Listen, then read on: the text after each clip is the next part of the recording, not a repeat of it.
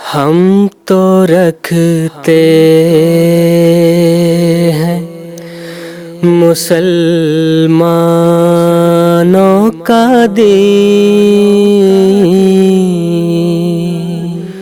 دل سے ہے خدا میں ختم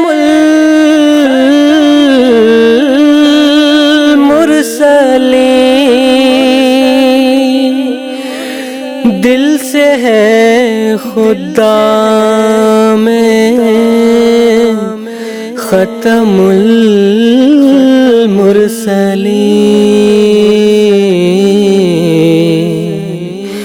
ختم المرسلین۔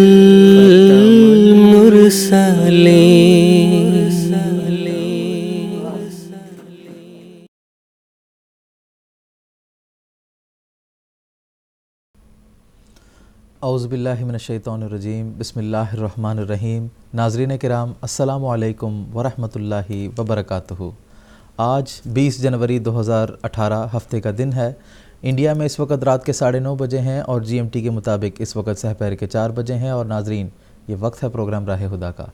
قادیان دارالمان سے پروگرام راہ ہدیٰ کی سیریز کے چوتھے ایپیسوڈ کے ساتھ ہم آپ کی خدمت میں حاضر ہیں، اور آج کا یہ ایپیسوڈ ہماری سیریز کا آخری ایپیسوڈ بھی ہے۔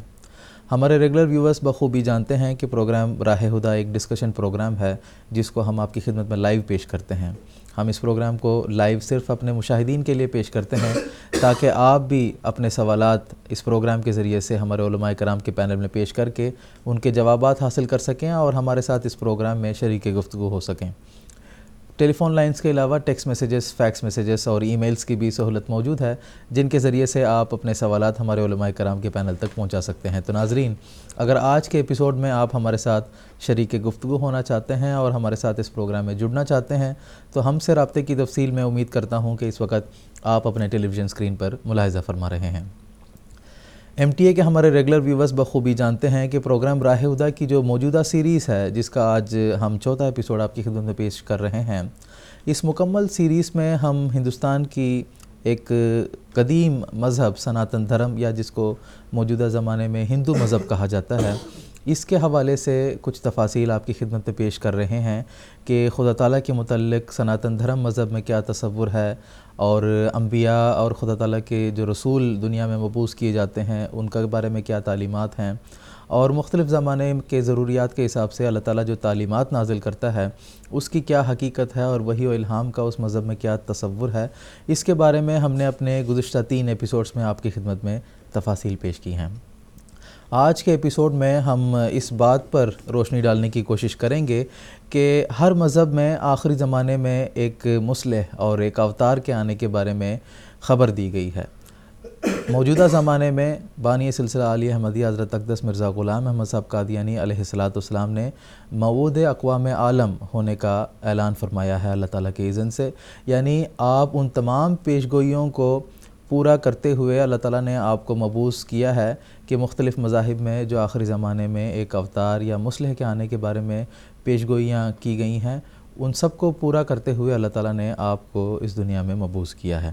تو اس حوالے سے ہم سناتن دھرم مذہب کی روشنی میں اور حضرت اقدس مسیح موعود علیہ السلام کے دعاوی کی روشنی میں آج کے ایپیسوڈ میں کچھ تفاصیل آپ کی خدمت میں پیش کرنے کی کوشش کریں گے۔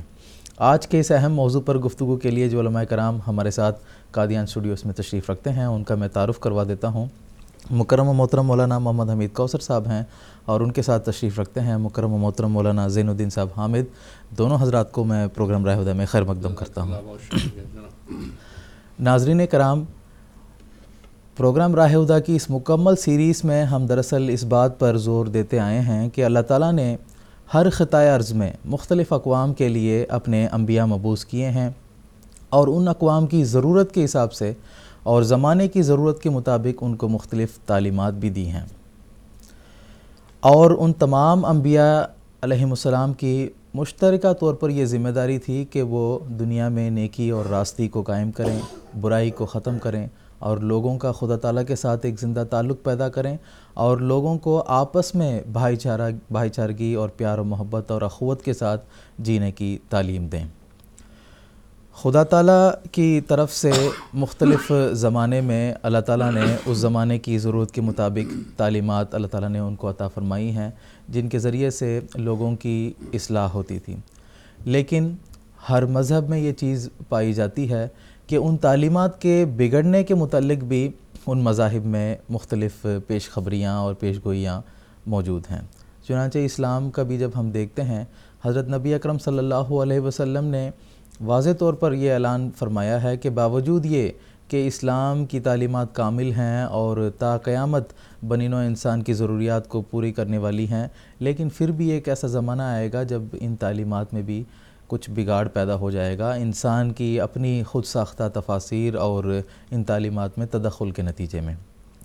اسی طرح جس قدر بھی دنیا میں مذاہب موجود ہیں ان میں بھی یہ پیش گوئی پائی جاتی ہے کہ جو تعلیمات ان کو دی گئی ہیں ایک زمانہ آئے گا جب ان میں بگاڑ پیدا ہو جائے گا اور وہ تعلیمات قابل عمل نہیں رہیں گی. چنانچہ اس کا کیا حل ہے؟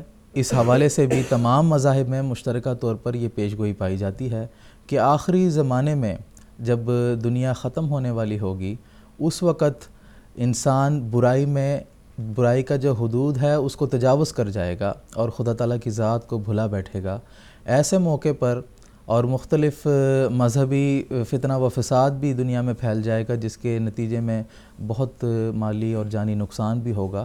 تو ایسے وقت میں خدا تعالیٰ اپنے طرف سے ایک مصلح کو مبعوث کرے گا جو تمام مذاہب کو اور دنیا کے تمام انسان کو، تمام بنی نوع انسان کو ایک پلیٹ فارم پر متحد کرے گا اور ان سب کی اصلاح کا جو فریضہ ہے وہ اس کے ذمہ ہوگا. چنانچہ جب ہم اس بات پر غور کرتے ہیں تو یہ تو ممکن نہیں ہے کہ ہر مذہب کا ایک نمائندہ کھڑا ہو اور وہ اپنی طرف دنیا کے لوگوں کو بلائے. اس طرح تو اصل مقصد ہی فوت ہو جائے گا کہ جو اتحاد والی بات ہے وہ قائم نہیں رہے گی. تو ہمیں اس نتیجے پر پہنچنا ہوگا کہ جو مختلف مذاہب میں آخری زمانے میں جس مصلح کی آمد کے تعلق سے پیش گوئیاں کی گئی ہیں وہ دراصل ایک ہی انسان ہے، ایک ہی وجود ہے جس کے ذریعے سے اللہ تعالیٰ اس فریضے کو اس کے سپرد کرے گا اور اس کے ذریعے سے وہ کام لے گا.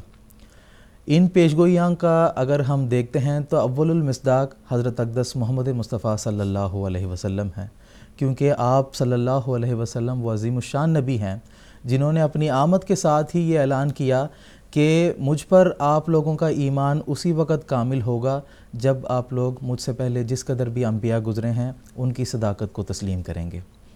آپ صلی اللہ علیہ وسلم ہی وہ عظیم الشان رسول ہیں کہ آپ پر جو کتاب نازل کی گئی اس میں یہ واضح تعلیم موجود ہے کہ اس کتاب سے پہلے جس قدر بھی تعلیمات بنی نوع انسان کی فلاح و بہبود کے لیے دی گئی ہیں وہ سب سچی تعلیمات ہیں، اور ان تمام کتب میں اور ان تمام تعلیمات میں جو اچھی باتیں موجود تھیں ان کو قرآن کریم میں سمو دیا گیا ہے.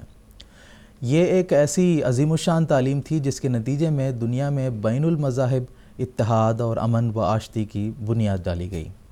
اور موجودہ زمانے میں آپ صلی اللہ علیہ وسلم کے فیض سے فیضیاب ہو کر آپ کی شاگردی میں، آپ کی کامل غلامی میں، آپ کا حقیقی خادم بنتے ہوئے اللہ تعالیٰ نے حضرت اقدس مرزا غلام احمد صاحب قادیانی علیہ السلام کو آج کے زمانے میں حضرت اقدس محمد مصطفیٰ صلی اللہ علیہ وسلم کی کامل مطابعت میں موعود اقوام عالم کے طور پر مبعوث کیا، جنہوں نے دنیا میں آ کر بین المذاہب امن و آشتی کی بنیاد ڈالی اور اس کو فروغ دیا، اور اللہ تعالیٰ کے اذن سے آپ نے موعود اقوام عالم ہونے کا دعویٰ دنیا کے سامنے پیش کیا.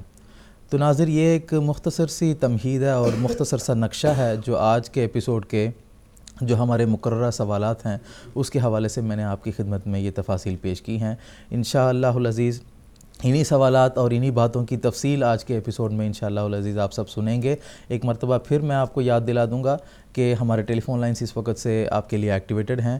جس موضوع کا ابھی میں نے اپنی تمہید میں ذکر کیا ہے اس کے بارے میں آپ کے ذہن میں کچھ سوالات اٹھتے ہیں تو ضرور ہمیں ٹیلی فون کریں، اور ہمارے علماء کرام جو اس وقت ہمارے ساتھ اسٹوڈیوز میں موجود ہیں وہ بھی آپ کے سوالات کا انتظار کر رہے ہیں، اور آپ کے سوالات کے تسلی بخش جوابات بھی آپ کو اس پروگرام کے ذریعے سے دیے جائیں گے.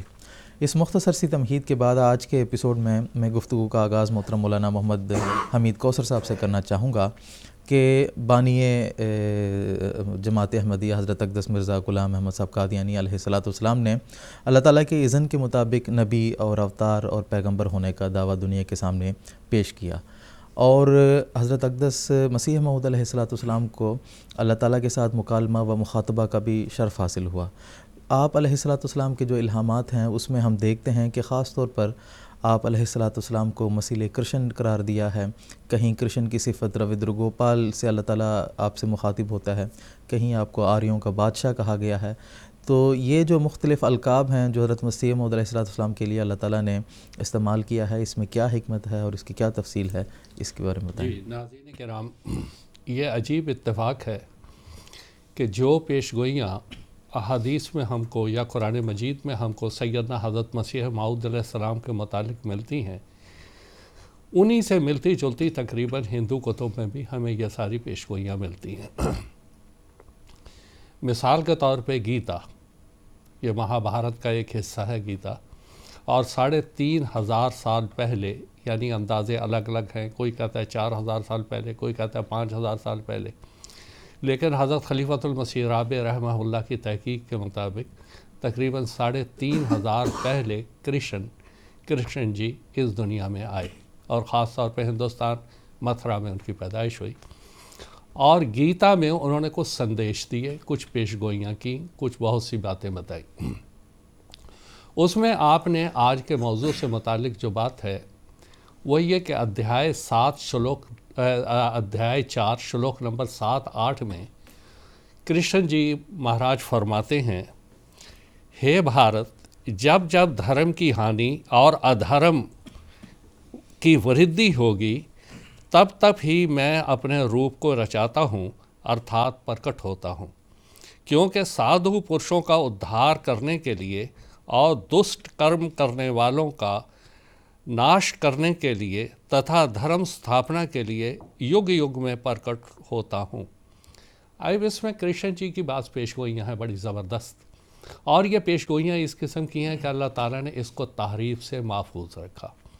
سب سے پہلے کرشن جی اس کے اندر پیش گوئی کے طور پر اور انتباہ کے طور پر فرما رہے ہیں کہ جب جب دھرم ادھرم میں بدلے گا، لادینیت میں بدلے گی، لوگ دھرم سے پیچھے ہٹ جائیں گے، تو اس وقت میں اپنا روپ رچاتا رہوں گا، میرا کوئی نہ کوئی مثیل آتا رہے گا۔ اب دھرم کیا ہے؟ قرآن مجید کے اصول کے مطابق دھرم یہ ہے کہ ہر نبی جو آیا وہ اس غرض کے اعلیٰ انعبدوا اللہ واجتنبوا الطاغوت، کہ تم اللہ تعالیٰ کی عبادت کرو اور بت پرستی سے تم پرہیز کرو، اس سے اجتناب کرو۔ اس لیے اللہ تعالیٰ نے انبیاء کو بھیجا۔ یہ وہ بنیادی دھرم ہے، یہ وہ بنیادی مذہب ہے، یہ وہ بنیادی عقیدہ ہے جس کو کرشن جی مہاراج 3,500 سال پہلے اس ہندوستان کی زمین میں لے کے آئے اور لوگوں کو یہ سکھایا۔ اور اس کے ساتھ ہی انہوں نے بتا دیا، کیونکہ دنیا کے اندر ایک انسان جو ہے وہ گمراہی کی طرف جلدی چل پڑتا ہے، آپ نے فرمایا ادھرم بھی آ جائے گا اور لوگ اس اصول کو چھوڑ دیں گے، اور واجتنبوا الطاغوت کی بجائے وہ طاغوت اور بت پرستی اور مورتی پوجا اور گناہوں، ظلم، پاپ اس کی طرف بہت زیادہ بڑھ جائیں گے۔ اور اس کا حل وہ یہ بتا رہے ہیں کہ اس وقت میں اپنا روپ رچاتا ہوں، یعنی میرا کوئی ممثل، میرا کوئی مشابہت کرنے والا، میرا کوئی تمثیلی، میرا کوئی بروزی وجود ہے اس دنیا میں آتا ہے جو میری تعلیمات کو پھر اثر نو اس دنیا میں قائم کرتا ہے۔ دیکھیں بات یہ ہے، جب ہم تشبیہ اور مثال کی بات کرتے ہیں تو مثالیں ہر زبان میں موجود ہیں۔ مثال کے طور پہ ہمارے پنجاب میں عام طور پہ کہا جاتا ہے مہاراجہ رنجیت سنگھ کے بارے میں شیر کشمیر یا شیر پنجاب۔ اب اس کا یہ مطلب نہیں ہے کہ خدا نہ خواستہ وہ ایک شیر کی طرح، ایک جانور کی طرح ان کی شکل و صورت ہوگی، نہیں، صرف ایک صفت مراد ہے، وہ بہادری۔ جو بہادری اس میں ہے شیر میں، وہ اس مہاراجہ میں تھی، یہ کہنا مقصود ہوتا ہے۔ یہاں پہ کرشن جی جو کہہ رہے ہیں کہ میں اپنا روپ رچاتا ہوں، اس کا مطلب یہ ہے کہ جو میرا ممثل آئے گا، جو میرا مشابہ آئے گا، جو میرا بروز آئے گا، وہ جو ہدایت میں نے دنیا میں دھرم قائم کیا تھا اسی کو دوبارہ قائم کریں گے۔ اور جب ہم ہندو بھائیوں کے سامنے یہ بات کہتے ہیں تو وہ آج کے ہندو مذہب کو پیش نظر رکھ کے کہتے ہیں کرشن جی تو یہ لے کے آئے تھے، یہ کام نہیں، یہ بات نہیں ہے۔ ہمیں قرآن مجید کی روشنی میں دیکھنا ہے کہ ہر نبی آیا کس غرض کے لیے۔ وہ آیا یہ سکھانے کے لیے کہ اللہ کی عبادت کرو، بت پرستی سے بچو اور شرک سے بچو، گناہوں سے بچو، یہ آنے کا مقصد تھا۔ اور یہی کرشن جی نے کہا تھا کہ میں آؤں گا، میرا بروز آئے گا، میرا ذل آئے گا، اور میں اس کے روپ میں اس دنیا میں آؤں گا، اور دنیا کو پھر وحدانیت، ایک اللہ کی عبادت اور شرک سے اجتناب کی وہ تعلیم دے گا۔ اور پھر آپ یہ کہتے ہیں یہی دھرم ہے استھاپنا کے لیے وہ آئے گا۔ اب یہاں پر دو لفظ بہت جو معنی خیز ہیں، وہ یہ کہ دشٹ کرم کرنے والوں کا ناش کرنے کے لیے تتھا دھرم استھاپنا کے لیے یگ یگ میں پرکٹ ہوتا رہے گا۔ دشٹ کرم لوگوں کا ناش کرنے کے لیے یہ لفظ اس کے اندر استعمال ہو رہے ہیں۔ اب دیکھیں یہ ایک پیش گوئی ہے، اور 3500 سال کے بعد کم و بیش اگر ہم اس کو صحیح سمجھیں تو سیدنا حضرت مسیح موعود علیہ السلام نے آ کے اللہ تعالیٰ نے حضرت مسیح موعود علیہ السلام کو کہا کہ آپ مسیل کرشن ہیں، آپ کرشن کے بروز کے طور پہ آئے ہیں تاکہ ہندو بھائیوں کے اوپر یہ اتمام حجت ہو اور وہ یہ سمجھ لیں کہ یہ آنے والا صرف مسلمانوں اور عیسائیوں کے لیے نہیں ہے، بلکہ یہ کرشن جی کا بھی بروز ہے، ان کا بھی یہ مسیل ہے، اس لیے ہمیں بھی اس کی بات کو سننا ہے اور اس کے اوپر ایمان لانا ہے اور اس کی جماعت میں شامل ہونا ہے۔ حضرت مسیح موعود علیہ السلام اس بارے میں کیا فرماتے ہیں؟ ایسے ہی اقوال ہندوؤں میں بھی بکثرت پائے جاتے ہیں، کیونکہ وہ اپنے گزشتہ اوتاروں کے ناموں پر آئندہ اوتاروں کے انتظار کرتے رہے۔ اب بھی آخری اوتار کو، جس کو کلکی اوتار کے نام سے موسوم کرتے ہیں، کرشن کا اوتار مانتے ہیں، اور کہتے ہیں جیسا کہ کرشن کی صفات میں رودر گوپال ہے، یعنی سوروں کو ہلاک کرنے والا۔ دیکھیں آپ کے گیتا میں دشٹ کرم کرنے والا لکھا ہے، دشٹ لوگوں کو وہ ہلاک کرے گا۔ یہاں پر حضرت مسیح صاحب فرما رہے ہیں سوروں کو ہلاک کرنے والا۔ یہی لفظ حدیث میں آ رہے ہیں یقتل الخنزیر، وہی لفظ وہاں پہ تینوں جگہ آ رہے ہیں۔ اس کا مطلب ہے کہ یہ لفظ سکھانے والا اللہ تعالیٰ کی ذات ہے جو علیم و خبیر ہے، اور تھوڑا سے مفہوم معنوں کی تبدیلی کے ساتھ مفہوم تقریباً سب کا وہی ہے۔ حضور فرماتے ہیں یعنی سوروں کو ہلاک کرنے والا اور گائیوں کو پالنے والا۔ گوپال کے معنی گائیوں کو پالنے والا، رودر کے معنی ہلاک کرنے والا، رودر کے معنی ہلاک کرنے والا۔ ایسا ہی کلکی اوتار ہوگا، اور ایک کرشن کی صفات کی نسبت یہ استعارہ ہے۔ واضح ہو کہ خدا تعالی نے کشفی حالت میں بارہا مجھے اس بات پر اطلاع دی ہے کہ آریہ قوم میں کرشن نام ایک شخص جو گزرا ہے وہ خدا کے برگزیدوں اور اپنے وقت کے نبیوں میں سے تھا، اور ہندوؤں میں اوتار کا لفظ در حقیقت نبی کے ہم معنی ہے۔ ہندوؤں کی کتابوں میں ایک پیشگوئی ہے، وہ یہ کہ آخری زمانہ میں ایک اوتار آئے گا جو کرشن کی صفات پر ہوگا اور اس کا بروز ہوگا۔ میرے پہ ظاہر کیا گیا ہے وہ میں ہوں۔ تحفہ گولڑویہ روحانی خزائن جلد 17 صفحہ 231۔ یہ پیش گوئی جو گیتا میں لکھی ہوئی تھی، اس زمانے میں حضرت مسیح موعود علیہ السلام کا ذریعہ پوری ہوئی۔ حضرت مسیح موعود علیہ السلام واحد ہیں جو سارے رشیوں منیوں جن کی بھی تاریخ محفوظ ہے، جنہوں نے واضح طور پہ کہا کہ میں مسیل کرشن خود نہیں بنا بلکہ اللہ تعالیٰ نے ذات نے مجھے یہ بنایا۔ تو گوپال کے معنی گائے پالنے والا، یعنی اچھے لوگوں کو، نیک طبع لوگوں کی وہ حفاظت کرنے والا، ان کو اللہ کے قریب کرنے والا، اور بد خصلت لوگوں کو جو مشرک لوگ ہیں، جو کہ نافرمانیوں میں بڑے ہوئے ہیں، وہ مسیح کی دعا سے یا مسیح کرشن کی دعاؤں سے وہ ہلاک ہوں گے۔ چنانچہ ہماری تاریخ، جماعت احمدیہ کی تاریخ اس سے بھری ہوئی ہے۔ ایک اور لفظ جو اس کے بعد حضرت مسیح موعود علیہ السلام کو الہاماً اللہ تعالیٰ نے بتایا، آریوں کا بادشاہ۔ ایک جگہ آریوں کا بادشاہ، ایک جگہ آریوں کا بادشاہ آیا۔ یہ سن 1900 کا الہام ہے۔ اب اس کے بہت سے مفاہیم، بہت سے مطالب، بہت سے معنی ہو سکتے ہیں، مگر یہاں جو بات میں بیان کرنا چاہتا ہوں وہ یہ کہ حدیث میں حضرت مسیح موعود اور مہدی موعود علیہ السلام کی جو صفات بیان کی گئی ہیں، اس میں ایک یہ ہے حکم اور عدل، کہ وہ جو آئے گا وہ حکم اور عدل ہوگا۔ وہ مذاہب کے درمیان جو مختلف فرقے ہوں گے، جو اختلافات وہ کر رہے ہوں گے یہ آ کے ان کا فیصلہ کر دے گا کہ یہ بات درست ہے، یہ بات غلط ہے، اور مذاہب میں بھی جو غلطیاں ہوں گی وہ بھی اس کا سدھار کرے گا، ان کی اصلاح کرے گا۔ اب دیکھیں ہمارے ہندو مذہب، یہ جتنے فرقے آج آپ کو ہیں، یہاں پر ایک ایسا سوال پیدا ہو گیا کہ شری رام چندر جی اور شری کرشن جی، ان دونوں کے وجود کا ہی ایک ہندو طبقے نے انکار کر دیا، اور وہ اس کو شک کی نظر سے دیکھتے ہیں۔ مثال کے طور پہ سوامی دیانند یا آریہ سماج، وہ کرشن جی اور رام چندر جی کو اور گیتا کو مانتے ہی نہیں، وہ کہتے ہیں یہ سارے کے سارے فرضی وجود تھے، ان کا اصلیت اور حقیقت سے کوئی تعلق نہیں ہے۔ اب دیکھیں یہ ایک بہت بڑا تنازع تھا جس کو آ کے آریوں کے اس بادشاہ آریہ ورت کا جو حکم اور عدل تھا، اس نے آ کے اس بات کو کیسے حل کیا۔ حضرت مسیح موعود علیہ السلام اس مفہوم کو کس طرح سمجھاتے ہیں؟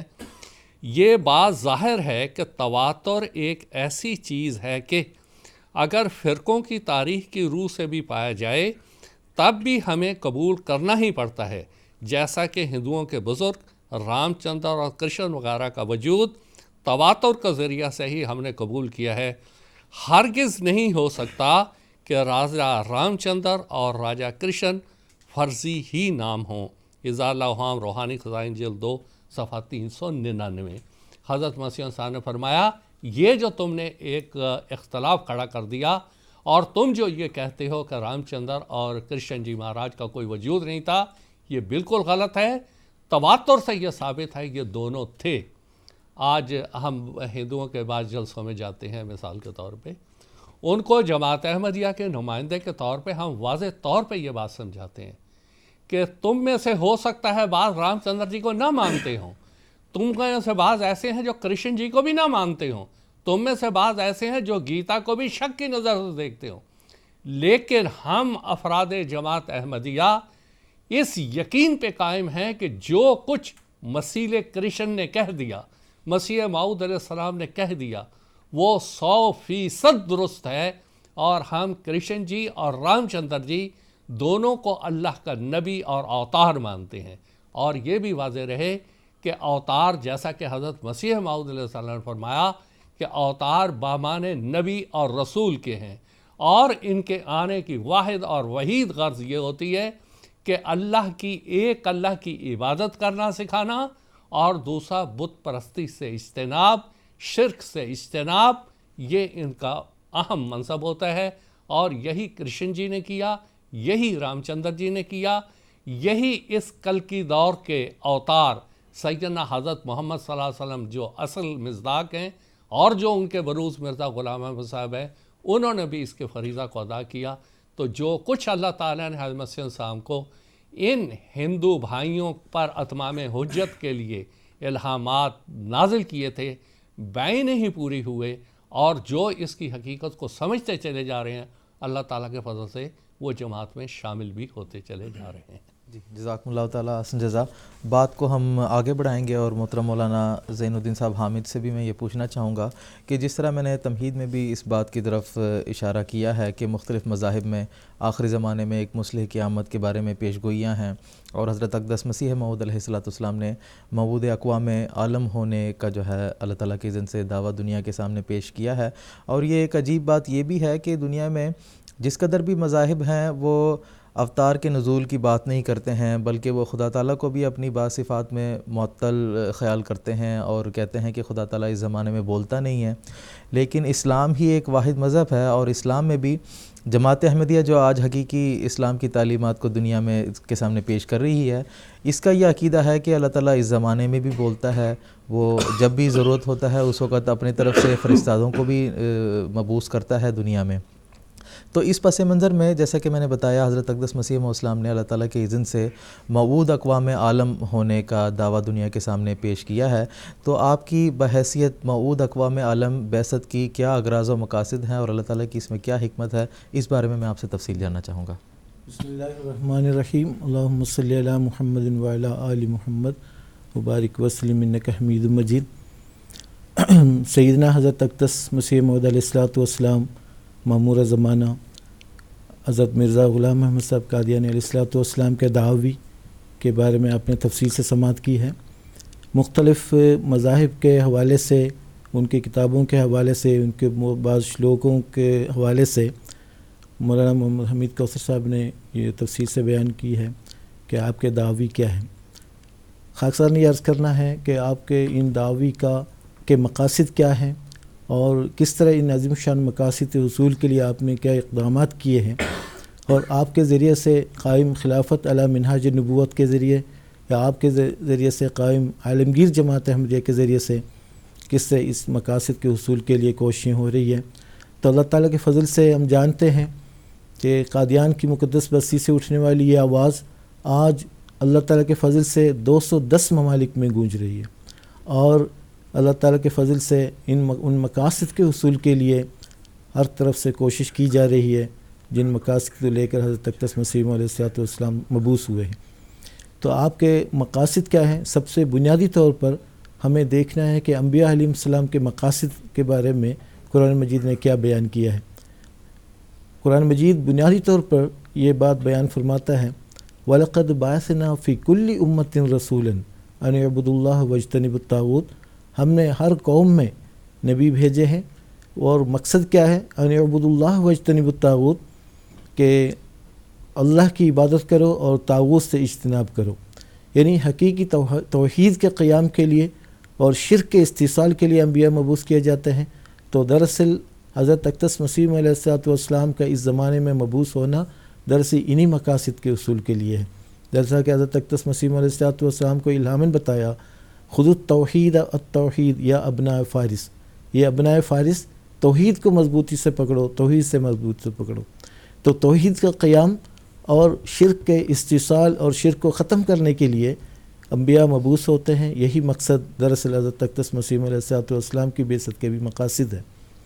اب دیکھنا یہ ہے کہ میں قرآن مجید نے خاص طور پر حضرت مسیح علیہ السلام کی بعثت کے حوالے سے کیا مقصد خصوصیت کے ساتھ بیان کیے ہیں، تو اس کو جاننے کے لیے میں ناظرین کی توجہ سورہ جمعہ کی اس آیت کی طرف مبذول کروانا چاہوں گا جس میں حضرت صلی اللہ علیہ وسلم کی دوسری بعثت کا ذکر فرمایا گیا ہے۔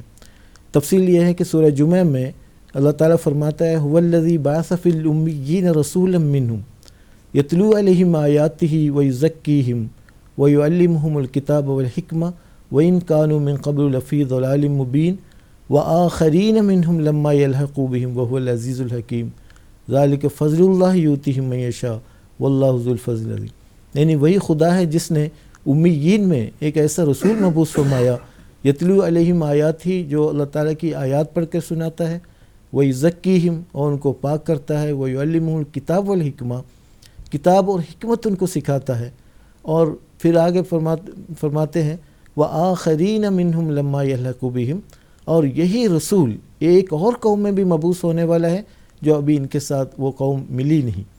تو جب یہ آیت نازل ہوئی تو حضرت ابو ہریرہ رضی اللہ تعالیٰ عنہ سے مروی ہے کہ مدینہ کی بات تھی، حضرت اقدس رسول اللہ صلی اللہ علیہ وسلم کی مجلس علم عرفان کی مجلس لگی ہوئی تھی، اور اس وقت سورہ جمعہ کی یہ آیت نازل ہوئی تو لازماً صحابہ کے اندر یہ سوال پیدا ہونا ایک طبیعی امر تھا کہ اس میں حضور صلی اللہ علیہ وسلم کی دو بعثتوں کا ذکر فرمایا گیا ہے، ایک امیین میں ایک آخرین میں۔ تو سوال کیا گیا من ہؤلاء یا رسول اللہ، آخرین کون ہے یا اللہ کے رسول؟ تو حضور صلی اللہ علیہ وسلم، راوی بیان کرتا ہے کہ حضور صلی اللہ علیہ وسلم نے کوئی جواب نہیں دیا، مکمل خاموشی اختیار فرمائی۔ تھوڑی دیر کے بعد پھر یہی سوال دہرایا گیا من ہؤلاء یا رسول اللہ، یا اللہ کے رسول یہ کون لوگ ہیں جن میں آن صلی اللہ علیہ وسلم کی ایک اور بعثت کا ذکر فرمایا گیا ہے؟ حضور صلی اللہ علیہ وسلم اس موقع پر بھی خاموشی اختیار فرمائی، لیکن صحابہ سے رہا نہیں گیا، تھوڑی دیر کے بعد پھر یہی سوال کیا گیا۔ تو اس وقت حضور صلی اللہ علیہ وسلم نے فرمایا، سلمان فارسی مجلس میں موجود تھے، آپ کے اوپر آپ کے کندھے پر ہاتھ رکھ کر حضور صلی اللہ علیہ وسلم نے فرمایا اس کا مطلب یہ ہے لو کان الایمان معلقا بثریا لنالہ رجل من ہؤلاء، جب حقیقی ایمان ثریا تک جا پہنچے گا، یعنی حقیقی ایمان دنیا سے مفقود ہوگا، تو ان شخص کی نسل میں سے کچھ لوگ عظیم الشان وجود آئیں گے اور اس کو واپس لائیں گے۔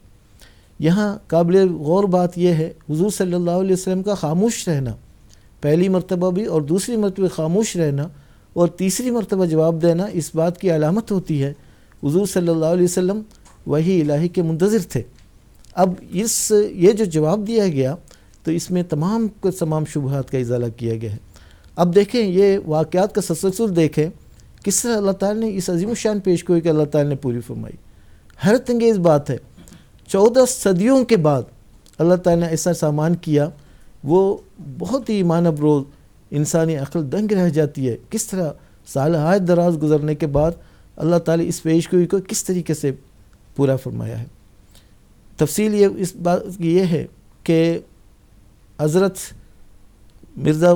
مسیح علیہ السلام کے مورث اعلیٰ حضرت مرزا ہادی بیگ صاحب اپنے 200 ساتھیوں کے ساتھ، غالباً 1530 عیسوی کا واقعہ ہے، سمرقند سے اپنے 200 ساتھیوں کے ساتھ، نامعلوم وجہ ہے، کوئی بنیادی مقصد نہیں تھا، لیکن اللہ تعالیٰ کی تقدیر کار فرما تھی کہ اپنے 200 ساتھیوں کے ساتھ مختلف علاقوں کا سیر کرتے ہوئے، مختلف ممالک کا سیر کرتے ہوئے آخر اس جگہ جا کے آباد ہوئے جہاں پر آج قادیان ہے۔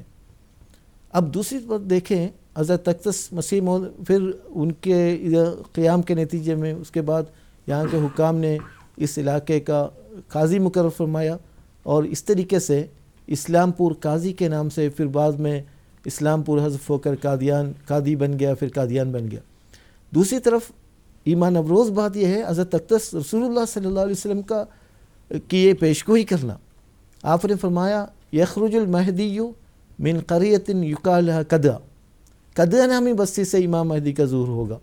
یہ ایک حیرت انگیز پیشگوئی ہے، تو اللہ تعالیٰ نے کیسا سامان کیا، کیسے سلسلے وار واقعات رونما ہوئے، پھر بالآخر وہ عظیم شان تاریخی ساعت بھی آ گئی، نمودار ہوئی کہ حضرت اقدس مسیح علیہ السلام 1835 عیسوی میں اسی بستی میں پیدا ہوئے۔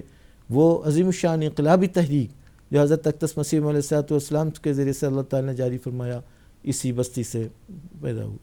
اب میں حضرت اقدس مسیح علیہ السلام کے اپنے ہی الفاظ میں آپ کے دعوی کے بارے میں کچھ تفصیل بتا دوں گا۔ حضرت اقدس مسیح علیہ السلام فرماتے ہیں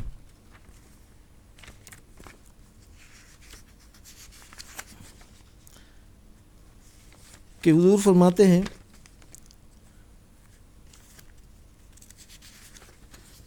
کہ وہ کام جس کے لیے خدا نے مجھے مأمور فرمایا ہے وہ یہ ہے کہ خدا میں اور اس کی مخلوق کے رشتے میں جو قدورت واقع ہو گئی ہے اس کو دور کر کے محبت اور اخلاص کے تعلق کو دوبارہ قائم کروں، اور وہ روحانیت جو نفس کی تاریکیوں کے نیچے دب گئی ہے اس کا نمونہ دکھلاؤں، اور سب سے زیادہ یہ کہ وہ خالص اور چمکتی ہوئی توحید جو ہر قسم کے شرک کی آمیزش سے پاک ہے اس کو دنیا میں قائم کروں۔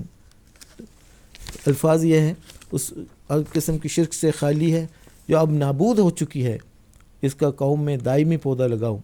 فرمایا خدا نے مجھے اس لیے بھیجا ہے کہ تاں میں حلم، خلق اور نرمی سے گمگشتہ لوگوں کو خدا اور اس کی پاک ہدایتوں کی طرف کھینچوں، اور وہ نور جو مجھے دیا گیا ہے اس کی روشنی سے لوگوں کو راہ راست پر چلاؤں۔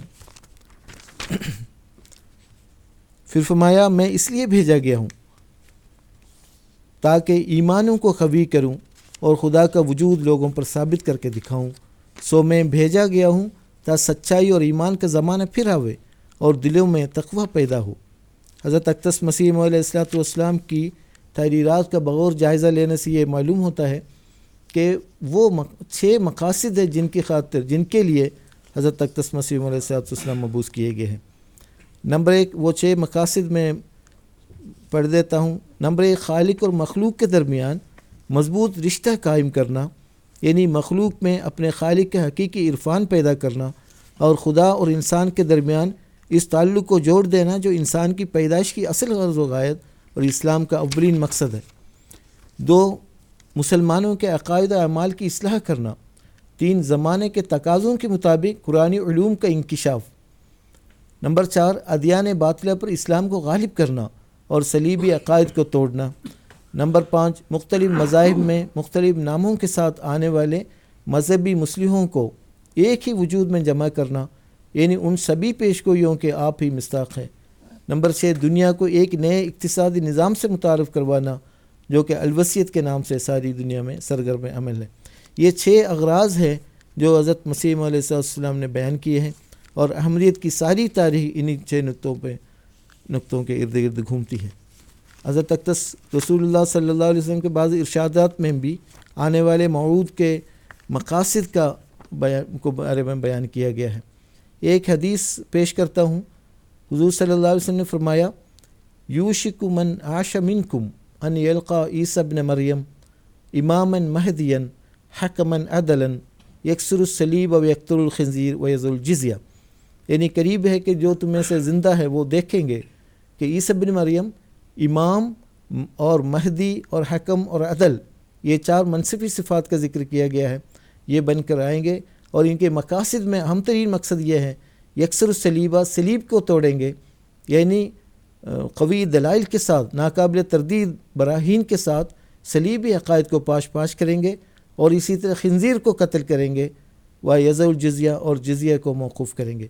تو یہ بنیادی مقاصد ہے جن کی خاطر حضرت اقدس مسیح علیہ السلام مبعوث ہوئے ہیں۔ تو وہ حضور فرماتے ہیں، دیکھو وہ زمانہ چلا آتا ہے، بلکہ قریب ہے کہ خدا اس سلسلے کی دنیا میں بڑی قبولیت پھیلائے گا، اور یہ سلسلہ مشرق و مغرب، شمال و جنوب میں پھیلے گا، اور دنیا میں اسلام سے مراد یہی سلسلہ ہوگا۔ یہ باتیں انسان کی باتیں نہیں، یہ اس خدا کی وحی ہے جس کے آگے کوئی بات انہونی نہیں۔ تو حضرت مسیح علیہ السلام بعثت کے عظیم الشان مقاصد ایک اسلام کو ساری دنیا میں پھیلانا، اور تمام ادیان باطلہ پر اسلام کو غالب کرنا ہے، اور جیسا کہ تمام مفسرین نے اس بات پر اتفاق کیا ہے، یہ امام مہدی علیہ السلام کے زمانے میں ہونا ہے۔ چنانچہ وہ عظیم الشان یونیورسل انقلاب کا آغاز ہو چکا ہے، ساری دنیا میں تبدیلیاں آ گئی ہے۔ تو یہی وہ مقاصد ہے جن کی خاطر حضرت اقدس مسیح علیہ السلام مبعوث ہوئے ہیں۔ جی، جزاکم اللہ تعالیٰ احسن جزا۔ اس وقت کچھ ٹیلی فون کالرز ہمارے ساتھ موجود ہیں، ان سے بھی انشاءاللہ العزیز ہم باری باری ان کو بھی موقع دیں گے اور ان کو بھی اپنے ساتھ اس پروگرام میں شامل کریں گے۔ سب سے پہلے ہم بات کرتے ہیں لندن سے مکرم محمد عبدالرشید صاحب اس وقت ہمارے ساتھ ٹیلی فون لائن پر موجود ہیں، ان کا سوال سنتے ہیں۔ السلام علیکم ورحمۃ اللہ، محمد عبدالرشید صاحب۔ ہاں جی، السلام علیکم ورحمۃ اللہ وبرکاتہ۔ بھائی صاحب، آپ کا پروگرام بہت مفید ہے، خاص طور پر تبلیغ کے لیے۔ اللہ تعالیٰ لوگوں کو ہدایت دے۔ آج اس کا سوال یہ ہے جی، حضرت مسیح موعود علیہ السلام نے روحانی خزائن جلد 21 صفحہ 37 پر تحریر فرمایا ہے کہ آریہ دھرم دہریہ مذہب کے بہت قریب ہیں، یعنی اللہ پر یقین نہیں۔ پھر توبہ کے قبول نہ ہونے کے عقیدے نے ان کو برباد کر دیا ہے۔ علماء کرام سے عاجزانہ درخواست ہے کہ ایسے لوگوں کا کیا علاج ہے، ان کو تبلیغ کیسے کی جائے؟ برائے کرم وضاحت فرما دیں، کیا سائنس کی نئی ایجادات ان لوگوں کی مدد کر سکتی ہیں؟ اس بارے میں آپ بہتر جانتی ہیں، کیونکہ قرآن شریف نے بار بار سائنس پر توجہ دینے کا ذکر فرمایا ہے۔ جزاکم اللہ و احسن جزا۔ جزاکم اللہ جناب، شکریہ۔ محترم مولانا محمد حمید کوثر صاحب سے درخواست ہے۔ بات یہ ہے کہ یہ سائل جو سوال کر رہے ہیں کہ آریہ دھرم دہریت کے بہت قریب ہے، اللہ پر یقین نہیں، توبہ نہیں۔ بڑے ادب سے عرض ہے کہ اس تعلق سے تھوڑی سی تفصیل سے میں بات کروں گا تاکہ یہ بات کھل جائے گی۔ آریہ دھرم جس کی بنیاد سوامی دیانند جی نے رکھی تھی، یہ ایک ایسا فرقہ ہے جو کہ مورتی پوجا کے خلاف ہے، اور یہ ایسا فرقہ ہے جو کہ شری رام چندر اور کرشن جی کو بھی نہیں مانتا، گیتا پہ بھی نہیں مانتا اس کو۔ ان کا ایک مخصوص عقیدہ یہ ہے کہ اللہ تعالیٰ، جس کو یہ ایشور کہتے ہیں، ایشور، آتما یعنی روح، اور جسم جو اجسام ہیں، یہ انادی ہیں، یہ ابد سے ہیں اور آخر تک رہیں گے۔ یہ جو 3 چیزیں ہیں یہ موجود ہیں۔ ایشور کا کام کیا ہے کہ ایک آتما کو لینا، ایک جسم میں ڈال دینا اور دنیا میں بھیج دینا۔ اگر تو اس کے کرم اچھے ہوں گے، اگر اس کے اعمال اچھے ہوں گے، تو پھر دوسری دفعہ وہ کسی اچھی جون میں آ جائے گا، انسانی جون میں آ جائے گا۔ 1,84,000 جونوں میں سے گھومتا گھماتا آخر اس کے اوپر مکتی کا دروازہ کھلے گا۔ یہ ان کا ایک عقیدہ ہے۔ حضرت مسیح موعود علیہ الصلوۃ والسلام نے اپنی کتابوں میں اس فرقے کو سمجھایا کہ ایک طرف تو تم ایشور کو سرب شکتیمان کہتے ہو، یہ کہتے ہو اللہ کو سب طاقتیں حاصل ہیں، جبکہ اللہ تعالیٰ کسی کا گناہ معافی نہیں کر سکتا، کسی کی توبہ ہی قبول نہیں کر سکتا، بلکہ اس کا کام تو یہ ہے کہ کرموں کے مطابق ایک روح کو لیا دوسرے جسم میں ڈال دیا اور دوسرے جسم سے روح نکالی تیسرے میں ڈال دیا، اتنا کام ہے۔ اگر اس کو معاف کرنے کی طاقت نہیں، اس کو یہ اختیار ہی نہیں کہ وہ کسی کی توبہ کو قبول کر لے، کسی پہ رحم کر لے، تو یہ تو ایک انسان کو دہریت کے قریب لے جائے گا، اللہ تعالیٰ سے ایمان اٹھ جائے گا اس کا۔ تو حضرت مسیح موعود علیہ السلام بار بار جو بات سمجھا رہے ہیں وہ یہ سمجھا رہے ہیں کہ یہ عقیدہ غلط ہے۔ اللہ تعالیٰ خالق کل ہے، اللہ تعالیٰ مالک ہے، اللہ ہے، وہ اعمال کا حساب ضرور لے گا، لیکن اس کے ساتھ وہ مالک ہے، جس کو چاہے وہ معاف کر دے، وہ تواب ہے، وہ توبہ قبول کرنے والا ہے، وہ رحمان ہے، وہ رحیم ہے، وہ اس کی رحمت ہر چیز پہ واسع ہے۔ یہ اسلامی عقیدہ حضرت مسیح علیہ السلام نے دنیا کے سامنے پیش کیا کہ جو عقیدہ آپ دنیا کے سامنے پیش کر رہے ہو یہ آج کے دور کے انسان کو اللہ تعالیٰ سے دور لے جائے گا اور الحاد کے گڑھوں میں ڈال دے گا۔ جو عقیدہ اسلام اور جو مسیح موعود علیہ السلام پیش کر رہے ہیں یہ لوگوں کو اللہ سے قریب کرے گا اور اللہ تعالیٰ پر ان کا توکل بڑھے گا، وہ یہ سمجھیں گے کہ اللہ تعالیٰ جو ہے ہمارے گناہوں کو معاف کر دے گا۔ مثال کے طور پہ حدیث میں وہ بار بار ذکر آتا ہے کہ ایک آدمی تھا، اس نے 99 قتل کیے، 99 قتل کرنے کے بعد جس وقت وہ ایک بزرگ کے پاس گیا اور جا کے کہنے لگا کیا میری توبہ قبول ہو سکتی ہے؟ اس نے کہا 99 قتل کر کے آیا ہے اور اب تیری توبہ قبول ہوگی؟ کبھی نہیں ہوگی۔ اس نے اس کو بھی قتل کیا اور 100 پورے ہو گئے۔ پھر ایک اور بزرگ کے پاس گیا، پوچھا میری توبہ قبول ہو سکتی ہے؟ اس بزرگ نے کہا توبہ میں کوئی بات حائل نہیں ہو سکتی، اللہ قادر ہے، قدیر ہے، مالک ہے، تو وہ فلاں زمین میں چلا جا، وہاں پہ اللہ کے نیک بندے ہیں، ان میں رہ اور اللہ تیری توبہ کو قبول کرے گا۔ وہ جا رہا تھا اور کہتے ہیں کہ رستے میں ہی اس کو موت آ گئی۔ تو اس وقت فرشتوں میں یہ ایک تمثیلی بات ہے، فرشتوں میں آپس میں یہ مسئلہ پیدا ہو گیا کہ یہ تو اس زمین سے زیادہ قریب تھا یا اس زمین سے زیادہ قریب تھا، بہرحال وہ اس زمین سے زیادہ قریب تھا، اس لیے جو رحمت کے فرشتے تھے وہ اس کو لے گئے۔ تو اسلام تو اس خدا کو پیش کرتا ہے کہ وہ انسان گناہ میں کتنا ہی بڑھ گیا ہو، اگر سچے دل سے وہ توبہ کرتا ہے اللہ تعالیٰ اس توبہ کو قبول کر لیتا ہے۔ لیکن یہ جو عقیدہ آریہ سماج کا ہے وہ کہتے ہیں ایسا نہیں ہو سکتا، یہ بات غلط ہے جو حضرت مسیح علیہ السلام نے ویدوں سے بھی ثابت کر کے بتائی اور قرآن مجید سے بھی ثابت کر کے بتائی۔ جزاکم اللہ تعالیٰ حسن جزا۔ ایک اور ٹیلی فون کالر ہیں اس وقت ہمارے ساتھ، بنگلہ دیش سے مکرم عارف الزمان صاحب، ان کو بھی اپنے پروگرام میں شامل کرتے ہیں اور ان کے ساتھ بات کرنے کی کوشش کرتے ہیں۔ السلام علیکم ورحمۃ اللہ عارف الزمان صاحب۔ وعلیکم السلام ورحمۃ اللہ۔ جی جناب، میرا سوال ہے، ہم جب ہندو دھرم کو مطالعہ کرتے ہیں تب دیکھتے ہیں کہ ان کا 10 اوتار ہے، سب کا ایک مطلب ہے، متسو ایسا 10، لاسٹ نمبر میں ہے کلکی اوتار۔ اس کلکی کا مطلب کیا ہے اور پنرجنم ان کے دھرم میں کب سے آیا، اس کا پس منظر کیا ہے؟ ٹھیک ہے جناب، جزاکم اللہ، شکریہ۔ محترم مولانا محمد حمید کوثر صاحب سے درخواست ہے۔ بات یہ ہے کہ ہندوؤں کے جو اوتار ہیں پچھلے ایک پروگرام میں تفصیل سے بتا چکا ہوں، یہ 12 اوتار ہیں ان کے، اور یہ سارے وشنو کے اوتار کہلاتے ہیں۔ ان کے یہاں بھی اللہ تری مورتی کہا جاتا ہے اس کو، برہما وشنو مہیش۔ جو اوتار آ رہے ہیں اب تک جس کی یہ تفصیل بتا رہے ہیں وہ وشنو کے اوتار ہیں۔ رام چندر جی بھی وشنو کے اوتار ہیں اور کرشن بھی وشنو کے اوتار ہیں۔ برہما کے اوتار کیوں نہیں ہے یا شنکر کے مہیش کے اوتار کیوں نہیں ہے یہ اللہ تعالیٰ ہی بہتر جانتا ہے۔ اب یہ جو کلکی اوتار ہے، بات یہ ہے کہ ان کے اندر زمانے 4 زمانے پائے جاتے ہیں۔ ایک تو ہے ست یگ کا زمانہ، ست یگ کے بعد آتا ہے دوپر کا زمانہ۔ دوپر کے زمانے میں رام چندر جی تھے اور یہ ہزاروں سال پہ محیط ہوتا ہے یہ زمانہ.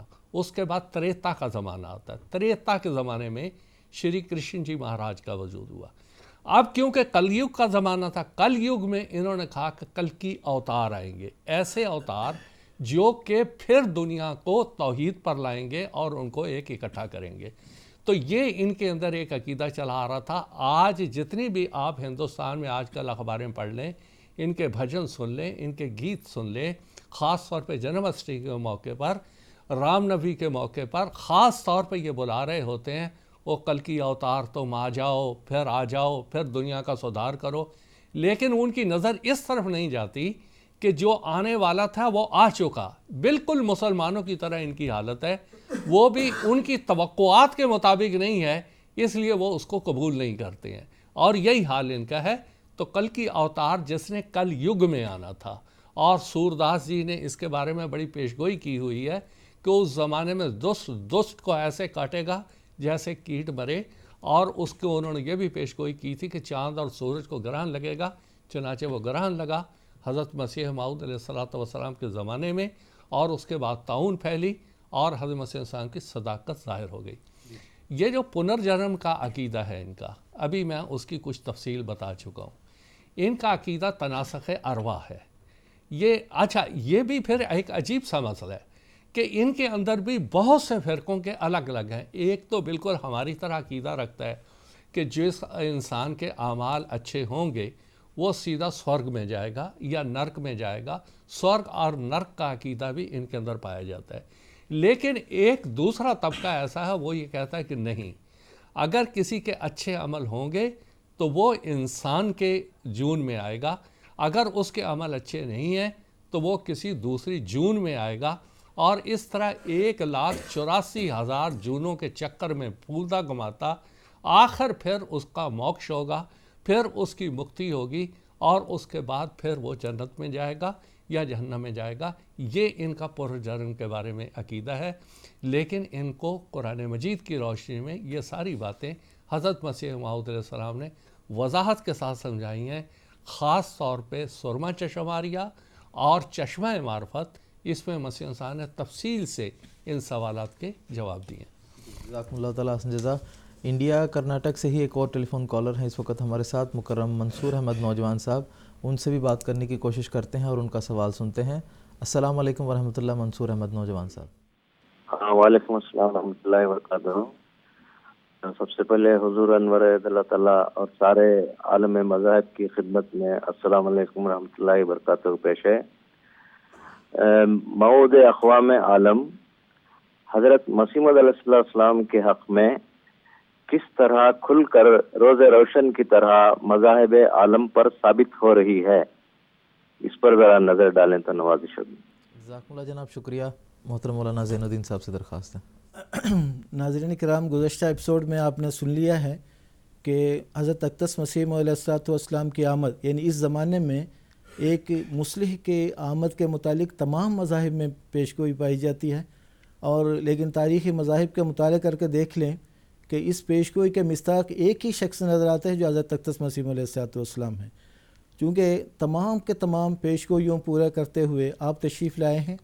آپ صرف مسلمانوں کی اصلاح کے لیے نہیں آئے، بلکہ تمام کے تمام مذاہب میں جس قدر بھی خامیاں پائی جاتی ہے، اخلاقی بگاڑ پائے جاتے ہیں اور اسی طرح تحریف و تبدل کے شکار ہوئے ہیں، ان سب کی اصلاح کے لیے آپ تشریف لائے ہیں. آپ دیکھیں 80 سے زائد کتابیں ہیں جو اس بات کی واضح ثبوت ہے. آپ نے نہایت اعلیٰ درجے کے دلائل کے ساتھ تمام مذاہب کی اصلاح کی ہے، ان کے غلط عقائد کے بطلان ثابت کیا ہے. اب دیکھیں حضرت اقدس مسیح علیہ السلام جس زمانے میں تشریف لائے ہیں، آپ دیکھیں اس زمانے میں لوگوں کے مذہبی حالات کیسے تھے. یعنی تمام کے تمام آریہ دھرم ہو یا ہندو، جتنے بھی اندرونی فرقے ان کے ہیں یا عیسائی مذہب ہے، تمام کے تمام مذاہب الہام کے منکر ہو چکے تھے.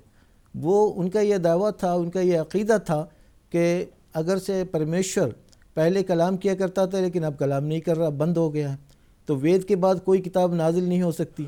لیکن حضرت اقدس مسیح علیہ السلام نے اپنے ذاتی تجارب کے بنا پر، اپنی ذاتی الہام کو پیش کرتے ہوئے آپ نے یہ ثابت فرمایا اللہ تعالی کی کوئی صفت معطل نہیں ہو سکتی اور تمام کے تمام صفات جاری ہے. کیونکہ اللہ تعالیٰ کی صفات کو معطل ماننا اس کا مطلب ہے کہ خدا تعالیٰ کے وجود کا انکار کرنا ہے۔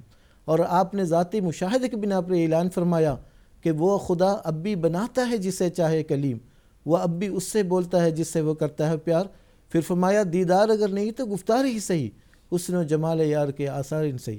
اب آپ مطالعہ کر کے دیکھ لیں، جائزہ لے کے دیکھ لیں کہ مذاہب کے اس میدان میں سوائے جماعت احمدیہ کے کوئی بھی ایسی جماعت نہیں جس کا یہ دعویٰ ہو کہ اس کا جو بانی ہے وہ معمور من اللہ ہے۔ دنیا کے پردے پر کوئی بھی ایسی جماعت نہیں جس کا دعویٰ معموریت کا ہے۔ تو یہ اس بات کے لیے ایک کافی دلیل ہے کہ موعود اقوام عالم، یعنی اس زمانے میں جن جن مذاہب میں ایک موعود کے آنے کی پیشگوئی پائی جاتی ہے ان سب کا مصداق حضرت اقدس مسیح علیہ السلام میں، ورنہ میدان میں کوئی بھی ایسے دعویدار نہیں ہے جو یہ دعویٰ کرے کہ میں ان تمام پیشگوئیوں کو پورا کرنے والا ہوں، اور ان پیشگوئیوں کے پورا کرتے ہوئے اس کے نتیجے میں اللہ تعالیٰ نے مجھے مبعوث فرمایا ہے۔ اس میدان میں حضرت اقدس مسیح علیہ السلام واحد شخصیت ہے، اس لیے ہم کہہ سکتے ہیں موعود اقوام عالم کی جس قدر بھی پیشگوئیاں پائی جاتی ہے وہ دراصل اس کا مصداق آپ ہی ہیں۔ جی جزاکم اللہ تعالیٰ حسن جزا۔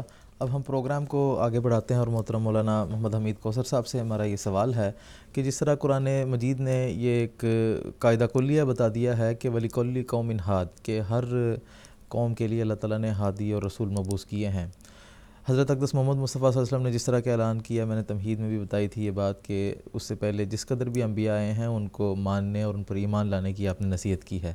حضرت مسیح موعود علیہ السلام جو کہ ہندوستان میں اللہ تعالیٰ نے ان کو مبعوث کیا، آپ نے ہندوستان کی سرزمین میں جو قدیم زمانے میں جو ہندو اوتار گزرے ہیں ان کے حوالے سے اور ان کے مقام و مرتبہ کے حوالے سے آپ نے اپنی تحریرات میں اور ملفوظات میں کیا باتیں بتائی ہیں، یہ میں آپ سے جاننا چاہوں گا۔ حضرت مسیح موعود علیہ السلام نے ان اوتاروں کے بارے میں جو کچھ کہا، کچھ تو پچھلے سوال کے جواب میں عرض کر آیا، اب کچھ اس کی تمہید کے طور پہ کچھ باتیں میں عرض کرنا چاہتا ہوں۔ بات یہ ہے کہ اگر ہم ہندو کتب کا مطالعہ کریں اور پھر اسلامی کتب کا اور حضرت مسیح علیہ السلام کی کتب کا مطالعہ کریں تو یہ بات ایک ظاہر ہوتی ہے کہ یہ کائنات لاکھوں سال سے چلتی چلی آ رہی ہے اور خدا جانے کب تک چلے گی۔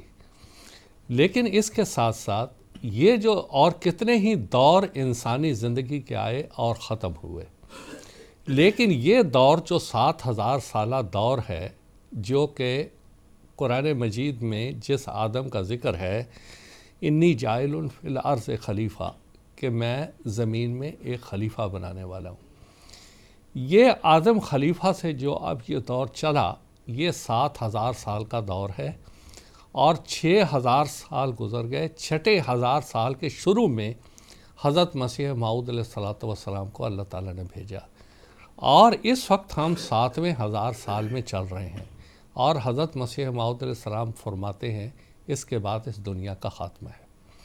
اب چاہے ہندوستان ہو یا دنیا کا کوئی خطہ ہو، اس کے اندر انبیاء آئے اور بعض کے مقاصد بالکل محدود تھے۔ مثال کے طور پہ نوح علیہ السلام کے اللہ تعالیٰ فرماتا ہے کہ ہم نے نوح علیہ السلام کو بھیجا الی قوم ہی، اس کو ہم نے ساری دنیا کے لیے نہیں بھیجا تھا، ہم نے اس کو صرف اس کی قوم کے لیے بھیجا تھا۔ پھر اسی طرح مدین کی طرف شعیب کو بھیجا، اسی طرح اور جو محدود لوگ تھے، محدود علاقے تھے، ان کی طرف اللہ تعالیٰ نے ان انبیاء کو بھیجا۔ لیکن جس وقت اللہ تعالیٰ نے یہ دیکھا کہ انسانی شعور کا ارتقاء اس حد تک ہو چکا ہوا ہے کہ اب ایک کامل اور مکمل دین اور شریعت کے نزول کی ضرورت ہے، تب اللہ تعالیٰ نے سیدنا محمد صلی اللہ علیہ وسلم کو بھیجا۔ اور اس کی مثال کو ہم اس طرح سے سمجھ سکتے ہیں، مثال کے طور پہ ایک 5 سال کا بچہ ہوتا ہے، ہم اس کو پہلی کلاس میں داخل کرتے ہیں، آہستہ آہستہ وہ بڑھتے بڑھتے 10ویں تک پہنچتا ہے یا اس سے آگے تعلیم لے جاتا ہے۔ اسی طرح ابتدا میں ہندوستان ہو یا دنیا کے کوئی ملک ہوں، جو مذاہب، جو بنیادی شریعتیں آئیں، وہ سب کی ان کی حیثیت ابتدائی کلاسوں کی تھی۔ لیکن جب اللہ تعالیٰ نے یہ محسوس کیا کہ اب انسانی شعور پوری دنیا میں، انسان کی سمجھداری پوری دنیا میں اس قابل ہو گئی ہے کہ اللہ تعالیٰ کی طرف سے ایک کامل اور مکمل دین نازل کیا جائے، تب اللہ تعالیٰ نے اسلام کو بھیجا۔ اب سوال یہ ہے کہ اسلام آیا، اسلام نے سب سے پہلے یہ اعلان کیا الیوم اکملت لکم دینکم، کہ ہم نے یہ دین تمہارے لیے کامل اور مکمل کر دیا ہے۔ جتنے بھی ادیان اس سے پہلے تھے یا کتابیں تھیں، کسی کی دینی اور مذہبی کتاب نے یہ اعلان نہیں کیا کہ یہ کتاب ان کے لیے کامل اور مکمل ہے۔ پھر دوسری بات کہ جو رسول، جس رسول پہ یہ نازل ہوا، اس کو اللہ تعالیٰ نے حکم دیا کہ آپ اعلان کر دیں قل یا ایھا الناس انی رسول اللہ الیکم جمیعا، کہ میں اعلان کرتا ہوں کہ میں آپ سب کی طرف رسول بنا کر بھیجا گیا ہوں۔ اور تیسرا جو رسول آیا اس کو اللہ تعالیٰ نے قدوہ اور اسوہ بنایا، لَقَدْ كَانَ لَكُمْ فِي رَسُولِ اللَّهِ أُسْوَةٌ حَسَنَةٌ، کہ رسول تمہارے لیے اسوہ حسنہ ہے۔ اب آگے اس کو رحمت بنا کے بھیجا۔ تو ہمارے ہندو بھائی جو اس پروگرام کو سنتے ہیں یا جو احمدی سنتے ہیں، بات یہ ہے کہ اسلام کسی کی اجارہ داری نہیں ہے، یہ مسلمانوں کا ہی دین نہیں ہے، یہ عرب والوں کا ہی دین نہیں ہے، یہ صرف مسلمانوں کے بعض فرقوں کا دین نہیں ہے۔ ہمارا رسول یا یہ کتاب یہ تو ہر اس انسان کے لیے ہے جو اس روئے زمین پر بس رہا ہے، کیونکہ اللہ تعالیٰ نے اب یہ مقرر کر دیا ہے ان الدین عند اللہ الاسلام، کہ اب دین اسلام ہی ہے جس کے مطابق انسان کا محاسبہ ہونا ہے۔ ہر انسان نے مر کے اللہ تعالیٰ کے حضور حاضر ہونا ہے، جس قانون کے مطابق وہاں پہ فیصلہ ہونا ہے، اللہ کے قول کے مطابق وہ اسلام ہی ہے۔ اس سے پہلے کہ تمام دین اب ختم ہو گئے، اور جو ضروری باتیں تھیں ان ھذا لفی الصحف الاولیٰ، جو ضروری باتیں پہلی کتب کی رکھنے والی تھیں وہ سب کی سب اللہ تعالیٰ نے قرآن مجید میں رکھ دی ہے اور اس کو دین قیم بنا دیا ہے۔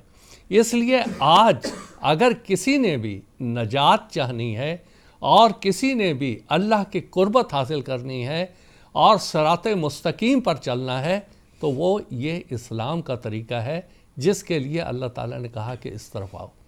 اب رہا سوال یہ کہ حضرت مسیح موعود علیہ الصلوۃ والسلام نے کیا فرمایا۔ اب دیکھیں کہ میں نے کہا کہ قرآن مجید نازل ہوا تو اللہ نے کہا کہ قرآن مجید کے اوپر عمل کر کے سکھانے والا ایک انسان ہے محمد صلی اللہ علیہ وسلم، اس نے قرآن پہ عمل کر کے بتایا اور اس کے اخلاق اور قرآن ایک ہی چیز بن گئے۔ اب جو ہم مثال کے طور پر وید ہیں، اگنی، وایو، آدتیہ اور انگرا، کہتے ہیں یہ 4 رشیوں پہ نازل ہوئے ہیں۔ حضرت مسیح صاحب نے اس کے بارے میں فرمایا کہ دیکھو یہ 4 رشی ہیں، نازل ہوئے ہیں، ہم ان کا انکار نہیں کرتے، مگر سوال یہ ہے کہ جس کے اوپر نازل ہوتا ہے وہ تو عمل کر کے دنیا کو بتاتا ہے کہ یہ اللہ کا کلام ہے، اس طرح سے اس کے اوپر عمل کر رہے ہیں۔ اب رسول کریم صلی اللہ علیہ وسلم کو اللہ تعالیٰ نے کیا کہا؟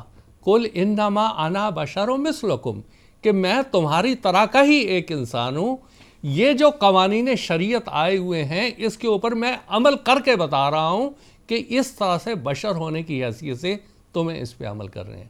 اب یہ باتیں دوسری جگہ ہمیں مفقود نظر آتی ہیں، خاص طور پہ اس وقت ہم ہندو بھائیوں کی بات کر رہے ہیں۔ اب یہ جتنے رشی منی تھے مثال کے طور پہ، یہ ایسے تھے کہ ان کے اوپر کوئی بھی ایسی بات صادق نہیں آتی کہ انہوں نے کوئی عمل کر کے بتائے ہوں۔ اب رہا سوال یہ، رام چندر جی مہاراج اور کرشن جی یہ 2 نبی ہیں، اوتار ہیں، ہم ان کے اوپر پورا ایمان لاتے ہیں دوسرے انبیاء کی طرح، مگر جو باتیں ان کی طرف منسوب کی جا رہی ہیں آج کی تاریخ میں وہ قابل قبول نہیں ہیں۔ مثال کے طور پہ کرشن جی کے بارے میں گوپیوں کے ساتھ تعلقات کے بارے میں بات آتی ہے۔ اب جہاں ہم عصمت انبیاء کا مضمون بیان کرتے ہیں کہ انبیاء معصوم ہوتے ہیں، وہاں ہم کرشن جی کے بارے میں یہ باتیں کیسے برداشت کر سکتے ہیں؟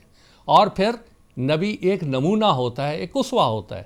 آپ یہ بتائیں کہ کرشن جی نے جو گوپیوں کے ساتھ یا جو کورو پانڈوؤں کے ساتھ جو یہ ساری گھٹنائیں گھٹیں، کیا یہ آج کا انسان اس طرح کر سکتا ہے؟ نہیں کر سکتا ہے۔ رام چندر جی کے بارے میں جو کچھ بیان کیا جا رہا ہے، چاہے وہ والمیکی رامائن ہو یا تلسی داس کی رامائن ہو، آپ دیکھیں سیتا جی کے ساتھ جو کچھ ہوا، جو کچھ کیا گیا، جو کچھ گھٹا، یا جو کچھ ان کی طرف باتیں منسوب کی جاتی ہیں یہ ایسی نہیں ہیں جو ایک نبی کی شان کے مطابق ہو. یا تو اس کی کوئی تعویل یا مطلب کچھ اور ہوگا، یا یہ ایسی باتیں ہیں جس کے اوپر آج کا انسان عمل نہیں کر سکتا ہے، اور یہ عمل کرنے کے قابل جو ہیں وہی باتیں ہیں جو اسلام نے نبی کے بارے میں بتائی ہیں کہ وہ معصوم عن الخطا ہوتا ہے. اللہ تعالیٰ کی طرف سے جو پیغامات اس کو دیے جاتے ہیں وہ اپنے دور کے انسانوں کو سکھاتا ہے اور خود اس کے اوپر عمل کر کے بتاتا ہے. اور یہی وہ دین ہے جس کو بین الاقوامی دین کہتے ہیں. ابھی آپ معود اقوام عالم کی بات کر رہے ہیں. معود اقوام عالم تو اللہ تعالیٰ نے شروع میں آج گلوبل وائز کہتے ہیں کہ دنیا ایک ویلیج بن گئی ہے. اللہ تعالیٰ نے تو رب العالمین کہہ کے بتا دیا کہ ہاں اب یہ دنیا ایک ویلیج، ایک گاؤں بن گئی ہے، اور رحمت للعالمین کہہ کے بتایا کہ ان کا سب کا معلم اور رسول محمد صلی اللہ علیہ وسلم ہے. تو یہ وہ دین ہے، اور یہ حضرت مسیح علیہ السلام نے آ کے ہمارے ہندو بھائیوں کو بڑے پیار اور محبت سے یہ باتیں سمجھائیں کہ دیکھو ایک بات اور وضاحت سے بتا دی کہ یہی وہ دین ہے جو تمہیں امن اور سکون عنایت کرے گا. جی جزاکم اللہ تعالیٰ احسن جزا. ایک ٹیلی فون کالر ہیں اس وقت ہمارے ساتھ لندن سے، مکرم محمد آصف چغتائی صاحب. ان کو بھی پروگرام میں شامل کرتے ہیں اور ان کا سوال سنتے ہیں. السلام علیکم ورحمۃ اللہ محمد آصف صاحب. جی وعلیکم السلام ورحمۃ اللہ وبرکاتہ.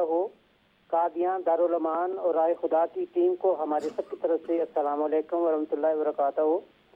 میرا سوال یہ ہے کہ جس طرح مسلمان حضرت مہدی علیہ السلام کے انتظار میں، یعنی کہ 13ویں صدی کے آخر اور 14ویں صدی کے شروع میں انتظار میں تھے، وہ آئے، اور کیا اسی طرح دوسرے مذاہب کے لوگ بھی اسی وقت کے انتظار میں تھے؟ اس کے بارے میں تھوڑی سی تفصیل چاہیے تھی.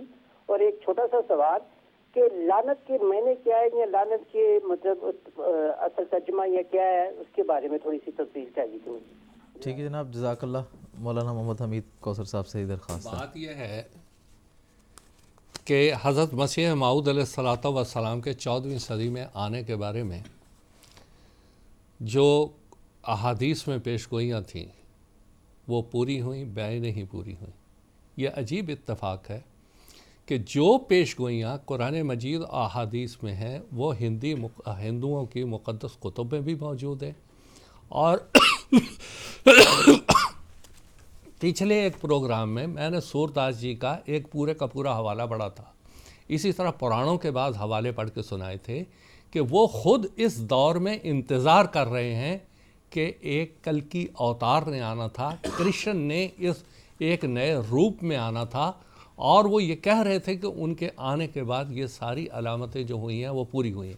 خاص طور پہ اس وقت ایک بہت بڑا ان کو ایک جھٹکا لگا جس وقت چاند اور سورج کو گرہن لگا، اور اس کے بعد یہ لوگ کہنے لگے جو زمانہ کرشن کے آنے کا یا کلکی اوتار کے آنے کا تھا وہ تو یہی زمانہ بتایا گیا تھا، اور ساری علامتیں جتنی بتائی گئی تھیں کلیوگ کی وہ پوری ہو رہی ہیں، تو پھر وہ اوتار آیا کیوں نہیں؟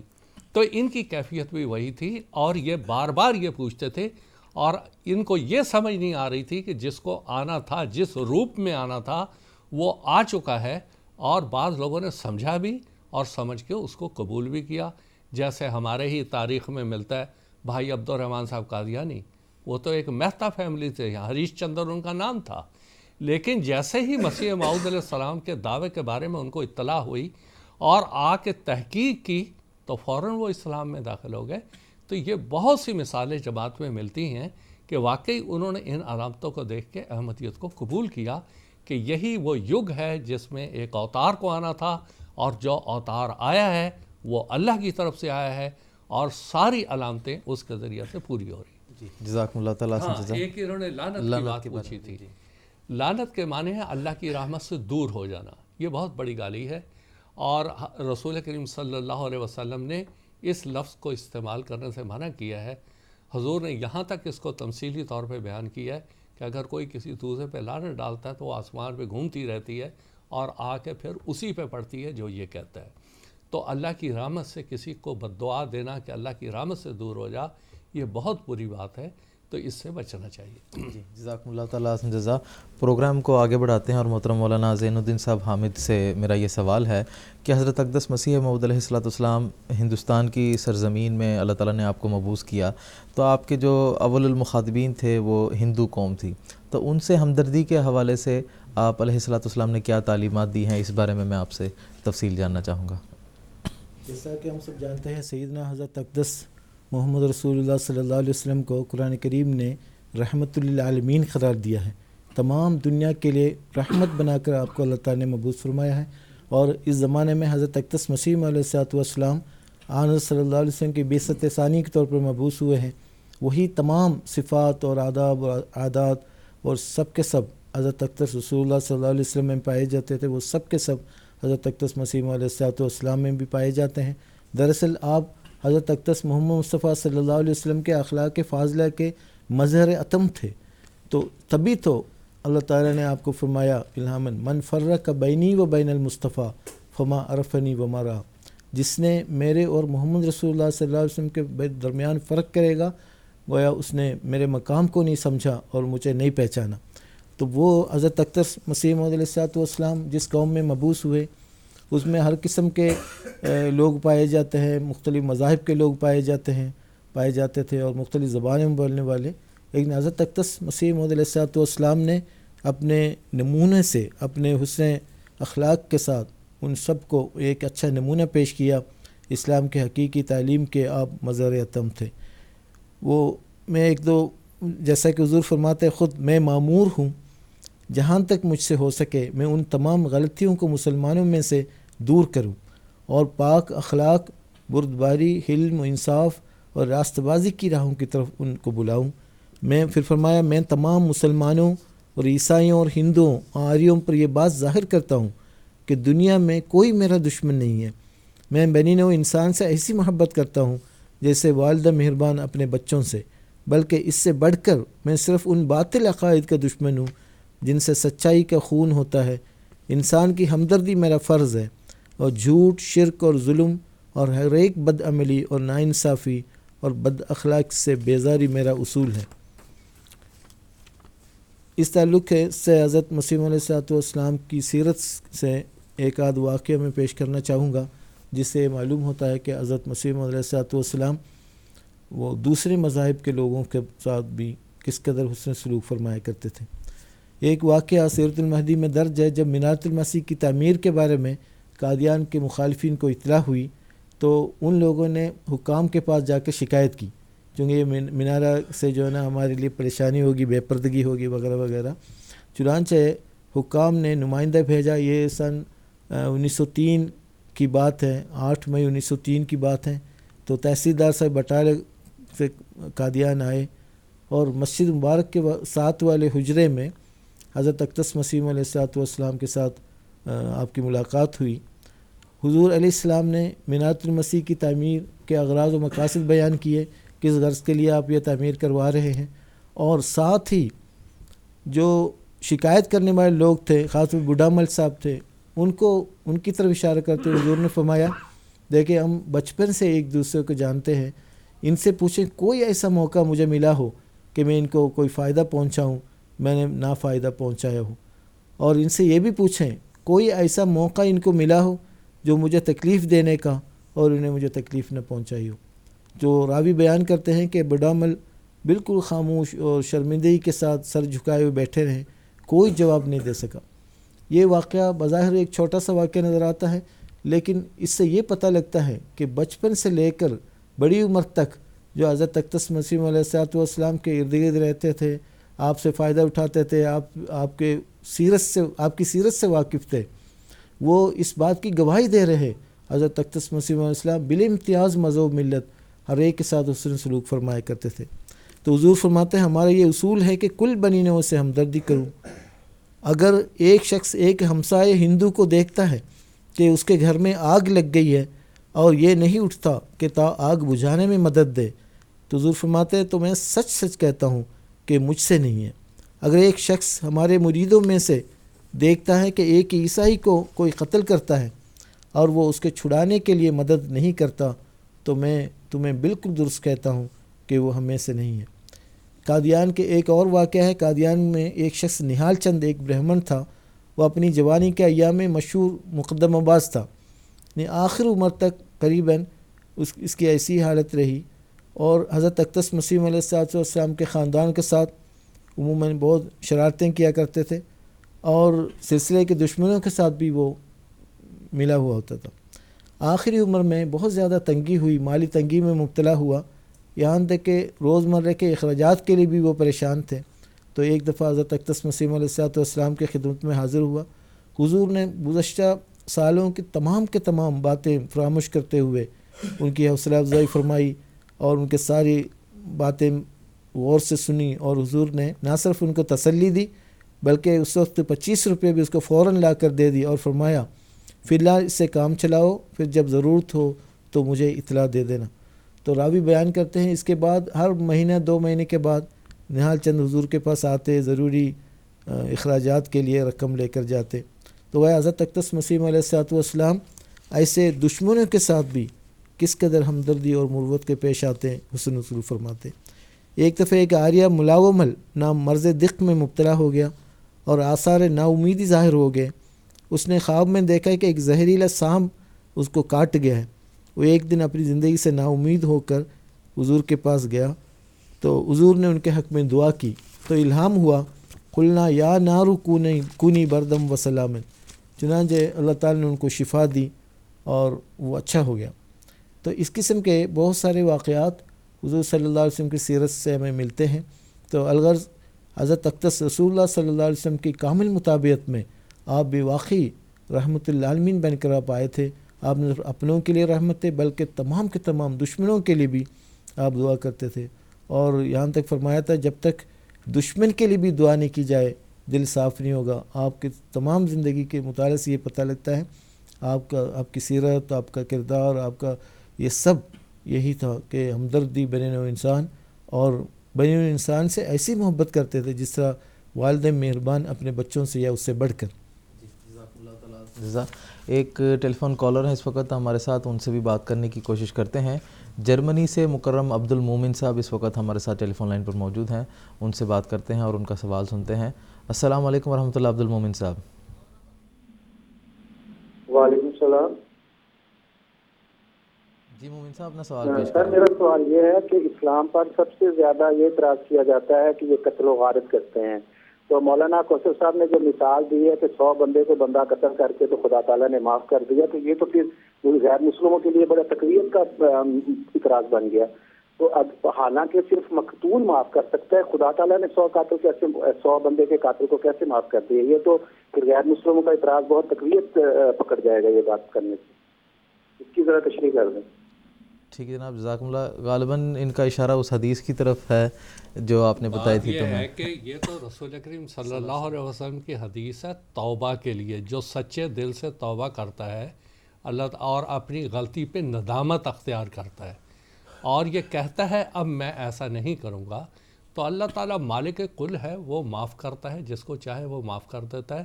اور وہی واقعہ اس حدیث میں بیان کیا گیا.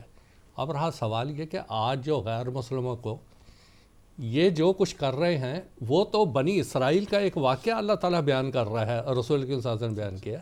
آج تو ہدایت بالکل واضح ہو چکی ہوئی ہے.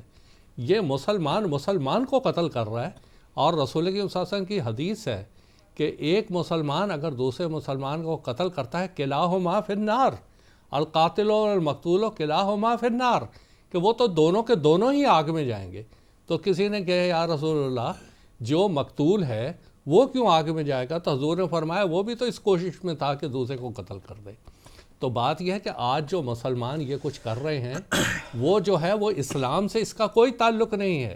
اسلام تو ایک امن کا مذہب ہے، اور سب سے بڑی بات یہ کہ جب ہم لفظ اسلام کہہ رہے ہوتے ہیں اس کے معنی ہی سلامتی کے ہیں. جب ہم السلام علیکم کہتے ہیں تو اس کا مطلب ہی ہے کہ میں آپ کے لیے سلامتی کی دعا کرتا ہوں. پھر مومن کے بارے میں اللہ تعالیٰ رسول کی صلی اللہ علیہ وسلم نے فرمایا من آمن الناس دماءہم و اموالہم، کہ مومن حقیقی مومن وہ ہے جس کے شر سے لوگوں کے خون عزت محفوظ رہیں، امن میں رہیں، وہ ہے حقیقی مومن. تو مسلم وہ ہے جو دوسروں کو سلامتی دیتا ہے، مومن وہ ہے جو دوسروں کو امن دیتا ہے. اگر یہ صفات سے ممیز نہیں تو نہ وہ مسلمان ہے نہ حقیقی مومن ہے. جی جزاکم اللہ تعالیٰ حسن جزا.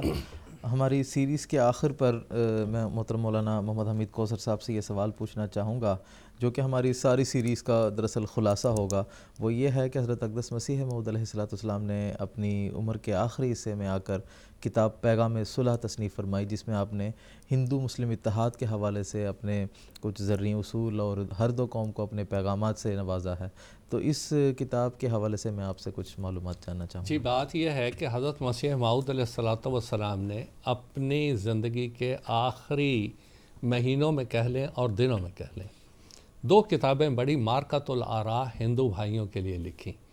ایک تو چشمہ معرفت ہے اور دوسری ہے پیغام صلح.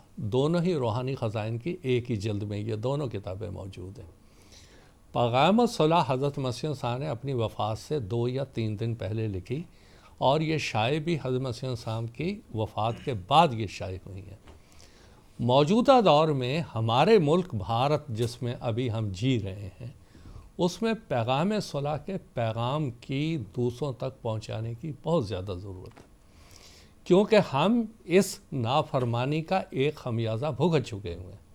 حضرت مسیح موعود علیہ الصلوۃ والسلام نے اس کتاب میں صفت ربوبیت کے تحت ہندو اور مسلمان 2 قوموں کو ایک بات سمجھائی تھی کہ دیکھو تمہاری مثال ایسی ہی ہے جیسے کہ ایک درخت پر چڑھ کر تم دونوں یہ کوشش کرو کہ ہم اس کو جڑ سے کاٹ دیں تو دوسرا محفوظ رہے. یہ نہیں ہو سکتا، دونوں گرو کے دونوں تباہ ہو گئے.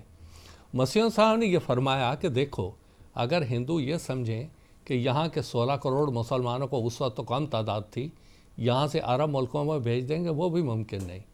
نہ مسلمانوں کو یہ سمجھنا چاہیے کہ وہ مغلیہ دور واپس آ جائے گا، وہ بھی واپس نہیں آئے گا. جو موجودہ صورتحال ہے اس کو قبول کریں اور اس کے اندر باہمی محبت سے جینا سیکھیں اور ایک دوسرے سے ہمدردی سے پیش آئیں. اور حضور نے فرمایا کہ دیکھو سب سے پہلی بات یہ ہے کہ ایک اللہ پر تم ایمان لاؤ. اور حضور نے قرآن مجید کی ان آیات کا بعض جگہ حوالہ بھی دیا ہے. قل یا اہل الکتاب تعالوا الی کلمۃ سواء بیننا و بینکم الا نعبد الا اللہ، کہ اے لوگوں ایک بات پہ ہم اکٹھے ہو جائیں کہ اللہ کے علاوہ ہم کسی کو معبود نہ بنائیں. اور پھر دوسری بات حضور نے فرمایا ایک دوسری سے ہمدردی کریں. پھر تیسری بات آپ نے یہ فرمایا کہ اگر کسی کو کسی کی ایک عادت سے تکلیف پہنچتی ہے ہم اس کو نہ کریں. مثال کے طور پہ حضور نے فرمایا کہ محمد صلی اللہ علیہ وسلم، قرآن مجید، اللہ یہ مسلمانوں کے ایمان کے حصے ہیں، ان کے خلاف کوئی توہین آمیز الفاظ استعمال کرنا یہ مسلمانوں کو تکلیف پہنچاتا ہے. لہٰذا ہندو بھائیوں کو رسول کریم صلی اللہ علیہ وسلم کے بارے میں کوئی غلط لفظ استعمال نہیں کرنا چاہیے، توہین آمیز الفاظ استعمال نہیں کرنے چاہیے. حضور نے مسلمانوں کو سمجھایا کہ دیکھو بعض قوموں کے جذبات بعض چیزوں سے جڑے ہوتے ہیں، یہ الگ بات ہے کہ وہ کس حد تک صحیح ہے یا غلط، وہ الگ مسئلہ ہے. اب مثال کے طور پہ ہندو مذہب ہے، اس کے اندر گاؤ ہتیا کو اچھا نہیں سمجھا جاتا. مسلمانوں پہ فرض تو نہیں ہے کہ وہ گائے کھائیں یا گاؤ ہتیا کریں، یہ تو ایک اجازت ہے، اس کا یہ مطلب نہیں ہے کہ ہم پہ فرض ہے. تو حضور نے یہاں تک فرمایا کہ آؤ ایک معاہدہ کر لیتے ہیں کہ آپ مسلمانوں کے مقدسات کے پورا احترام کریں گے اور معاہدہ لکھ کے دے دیں گے کہ ہم رسول اکرم صلی اللہ علیہ وسلم کی رسالت کو مانتے ہیں، عزت کی نگاہ سے دیکھتے ہیں، اور ہم گائے کے متعلق یہ اعلان کرتے ہیں کہ کبھی بھی گاؤ ہتیا ہم میں نہیں ہوگی. تو یہ مسیح موعود علیہ الصلوۃ والسلام نے صلح کے طریقے جو تھے اس کی بنیاد ڈالی اور قوموں کو سمجھایا. لیکن افسوس کی بات ہے کہ 40 سال تک قوموں کو موقع ملا کہ اپنے آپ کو سمجھ لیں، اتحاد پیدا کریں، صلح پیدا کریں، مگر صلح نہ پیدا کرنے کا نتیجہ یہ ہوا کہ ہمارا اکھنڈ بھارت جو صدیوں سے ایک بھارت چلا آ رہا تھا اس کے پہلے 2 ٹکڑے پھر 3 ٹکڑے ہو گئے، اسی وجہ سے کہ آپس میں محبت اور پیار کی قلت اور نفرت بہت زیادہ پیدا ہونی شروع ہو گئی.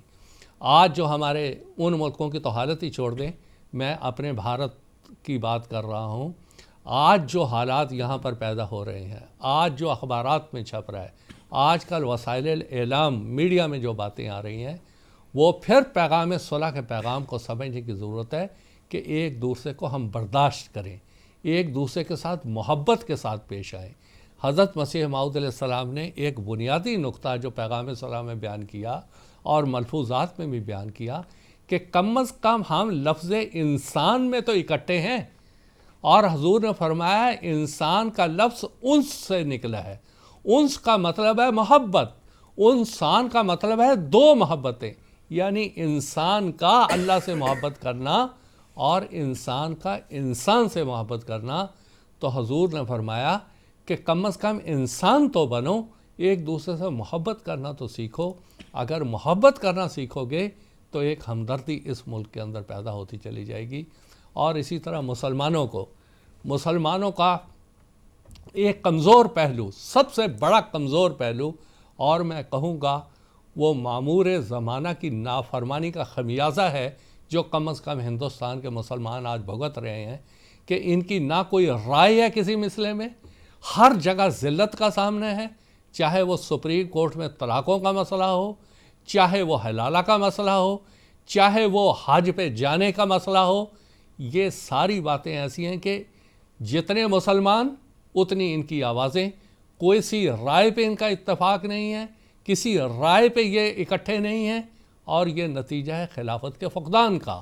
اور آج بھی اگر ہندوستان کے مسلمان جن سے میں اس وقت بات کر رہا ہوں، اگر یہ چاہتے ہیں کہ ہندوستان میں ان کے بہتر مسائل حل ہو سکیں تو ان کو خلیفہ کی بیعت میں شامل ہونا ہوگا، کیونکہ خلیفہ ہی ہیں جو سب کو اکٹھا کر سکتے ہیں۔ اب ایک ہی قرآن ہے، ایک ہی حدیث ہے، 72 فرقے ہر ایک اپنی اپنی تشریح کر رہے ہیں، مگر جب تک خلیفہ نہیں ہوں گے، جب تک ایک سمجھانے والا نہیں ہوگا کہ یہ رائے درست ہے، اسی کو کہتے ہیں حکم اور عدل، کہ وہ آ کے بتائیں گے کہ یہ رائے درست ہے، یہ رائے غلط ہے، تو اس کے بعد ہی اتحاد پیدا ہو سکے گا۔ تو آج ہمارا ہندوستان، جہاں پہ بھی مثال کے طور پر ہمارے ہندوستان میں پیشوانے مذاہب کے جلسے ہوتے ہیں، سرو دھرم سمیلن ہوتے ہیں، اور جب یہ حضرت مسیح موعود علیہ السلام کا پیغام دنیا کے سامنے پیش کیا جاتا ہے تو لوگ اس کو سراہتے ہیں، لوگ اس کو قبول کرتے ہیں۔ اور آخر پہ ایک بات کہہ کے میں بات کو ختم کرتا ہوں اپنی، کہ دیکھیں ہم ہندوستانی بھارت واسی بہت خوش قسمت ہے کہ اللہ تعالیٰ نے اس عرض کو چنا، اس عرض مقدسہ کو چنا، تمام مذاہب کی پیشگوئیوں کو پورا کرنے کا محبت۔ یہ ہماری زمین ہندوستان بنی، اور ہندوستان ہی، بھارت واسی ہی تھے جنہوں سے سب سے پہلے، سب سے زیادہ موعود اقوام عالم سیدنا حضرت مرزا غلام احمد صاحب کو قبول کیا اور آپ کی جماعت کے اندر شامل ہوئے۔ اور اگر ہم نے نافرمانی کی تو اس کا خمیازہ بھی بھگتیں گے، کیونکہ اللہ تعالیٰ نے آپ کو یہ بتایا ہے، دنیا میں ایک نذیر آیا، دنیا نے اسے قبول نہ کیا، مگر خدا اسے قبول کرے گا اور بڑے زور آور حملوں سے اس کی سچائی کو ظاہر کر دے گا۔ اور یہی بات حضرت مسیح صاحب سارے ہندوستان واسیوں کو سمجھا رہے ہیں خاص طور پہ، اور دنیا کو الگ۔ آپ فرماتے ہیں سرزمین ہند میں ایسی ہے شہرت مجھ کو دی، جیسے ہوئے برق کا ایک دم میں ہر جا انتشار، کہ اس زمین میں اللہ تعالیٰ نے مجھے برکت دی ہے۔ پھر آپ فرماتے ہیں تشنا بیٹھے ہو کنارے جوئے شیریں حیف ہے۔ بڑے افسوس کی بات ہے کہ اللہ تعالیٰ کی طرف سے یہاں تمہارے لیے قادیان میں ایک چشمہ ظاہر ہوا۔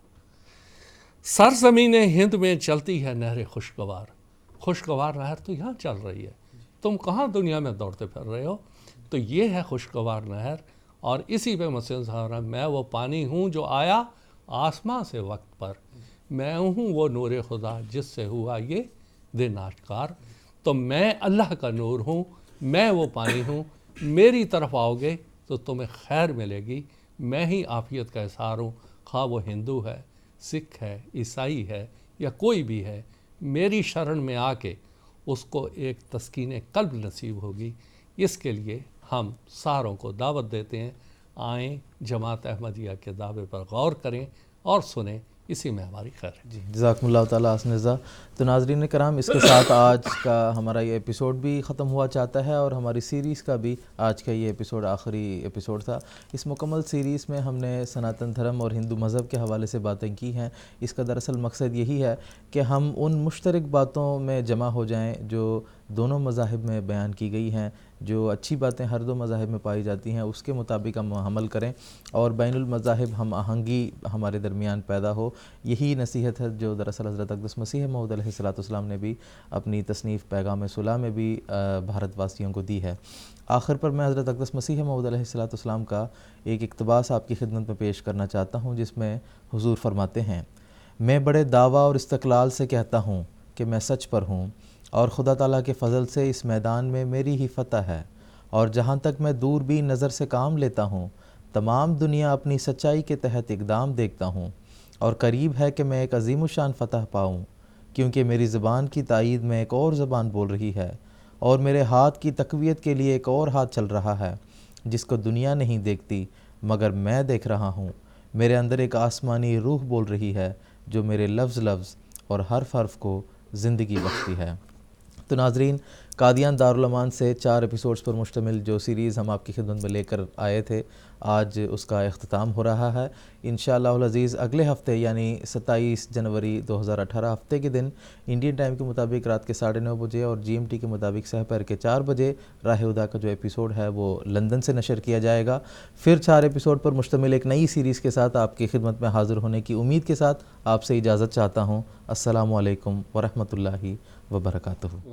آؤ لوگوں کہ یہی نور خدا پاؤ گے، لو تمہیں طور تسلی کا بتایا ہم نے. آؤ لوگوں کہ یہی نور خدا پاؤ گے، لو تمہیں طور تسلی کا بتایا ہم نے، لو تمہیں طور تسلی کا بتایا